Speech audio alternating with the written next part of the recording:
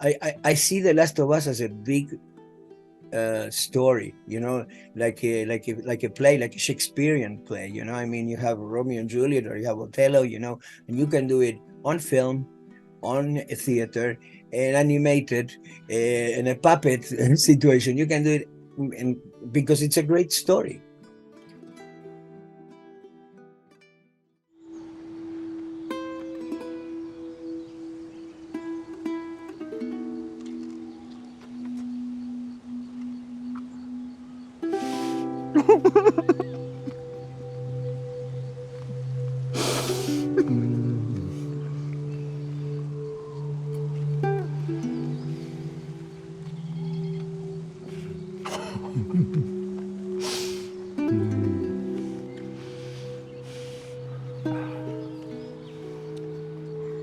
I'm sorry.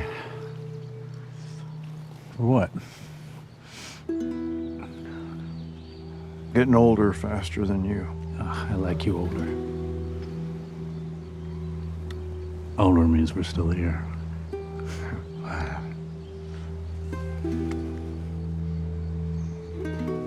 What?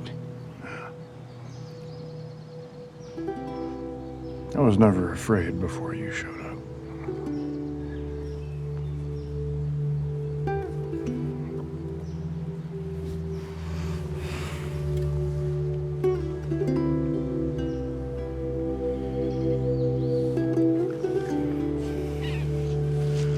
Not on the strawberries.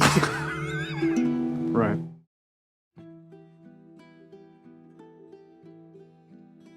I started when I was 5 years old. My grandmother gave me a guitar, and immediately I had a connection with the sort of the spiritual world, and through the music. I got my electric guitar at 12, and then at 13, the Beatles came out, to the scene, and it was over. Once I saw the Beatles and started listening to their music and stuff, I knew that was exactly what I wanted to do with my life. I wanted to, to do music, and I wanted to write my own. I was writing already, my own stuff. My very start in film, I did when I was 15 years old. I did the music for a short film that a father of a companion at school did. Much years later, when I already moved to the United States, I did a very interesting movie called She Dances Alone. It's very hard to find. That was produced by Federico De Laurentiis, Dino De Laurentiis' son, that unfortunately then died in a freak accident. And then Cuts the Scene. I, did many other things. I had my band here first, Wet Picnic, and then I started producing. I saw this. I mean, I could put in motion a vision that I had for many years, which was to try to create a map of alternative music, of Latin American alternative music. Everybody will say, your music is very visual. Your productions are very visual. And it's absolutely true, because I conceive music in visual terms, very much so, like almost like movies, with scenes and characters and, and sets, locations,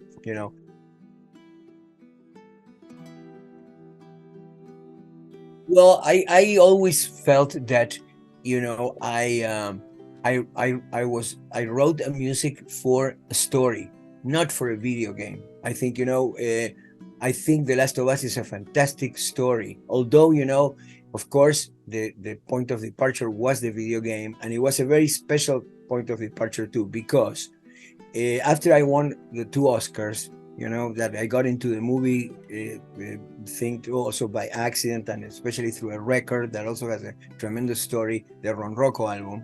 That was what opened the door and took me to Michael Mann's The Insider and to Amores Perros, but after that, and so soon it went there from Amores Perros to Motorcycle Diaries, 21 Grams, Brokeback Mountain. It was just like that. Boom, first Oscar. Babel, boom, second Oscar. After that, video game companies approached me.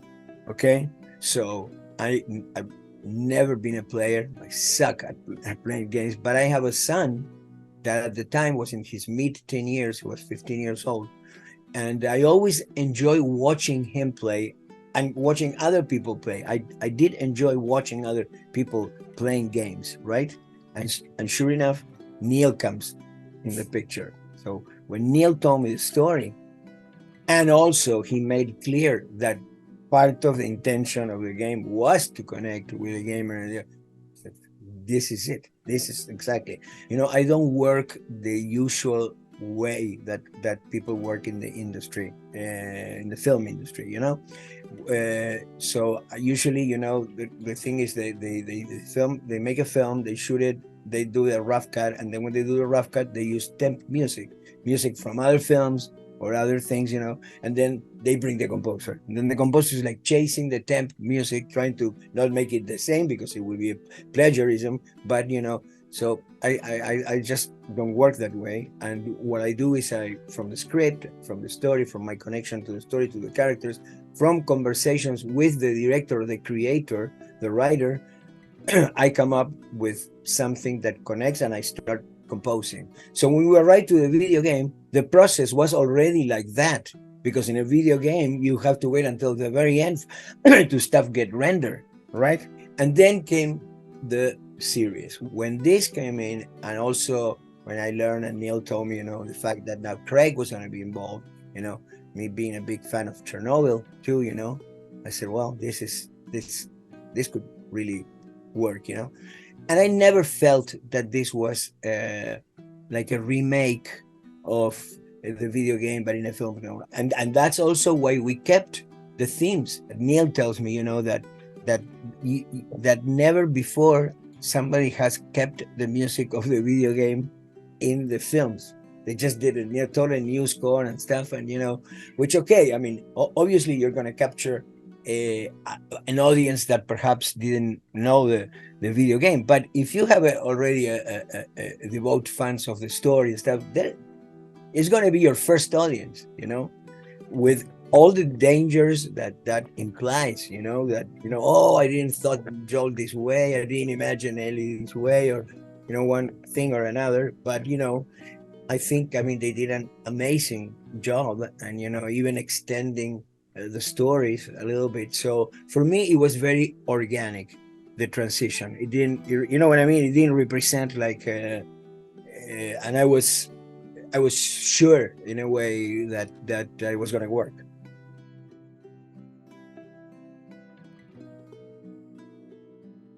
Well, actually, I try to stick to the or with melodies that somehow play around or evoke themes that we already know. I didn't really force myself into creating big new themes.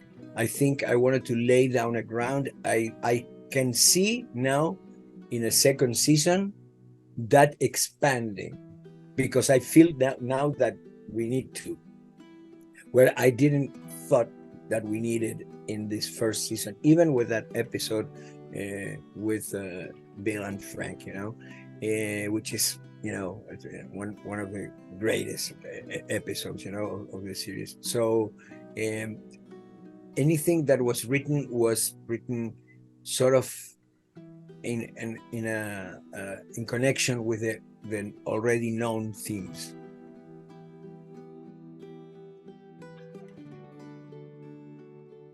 Well, creating is reorganizing reality.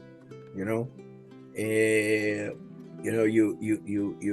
create you grab a chair, and then you take one leg out and you put it on top, and you put down the chair, and then you break the back and you put it another way, and now you have a sculpture of a reinterpretation of a chair. So it's you grab reality and you reorganize it. I mean, we have 12 notes between the notes and the sharp things and stuff, los sostenidos y los bemoles. It's the particular way in which you combine those notes, now also, I think, which is important part, at least in my composition, also is the use of noise and the use of silence.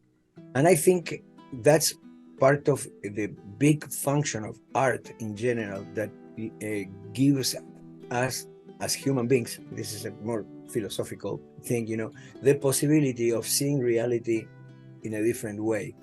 And we need that for our sanity, so I love composing gives me that possibility.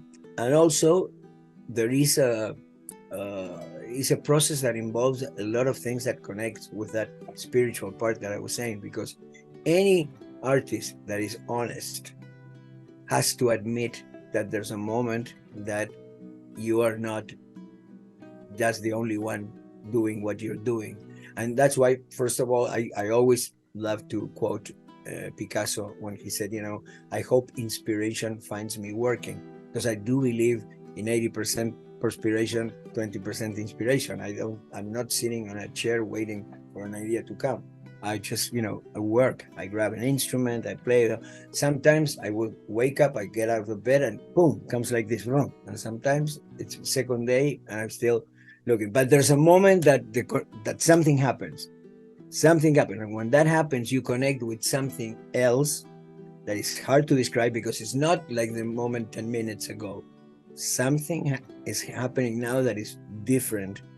And at that moment, you create something. And then comes the last part, which is the most amazing part too, which is that whatever you have created, it really gets completed, gets finalized when somebody else is exposed to it and then finishes it. It's not finished until somebody else hears it, until somebody else sees it.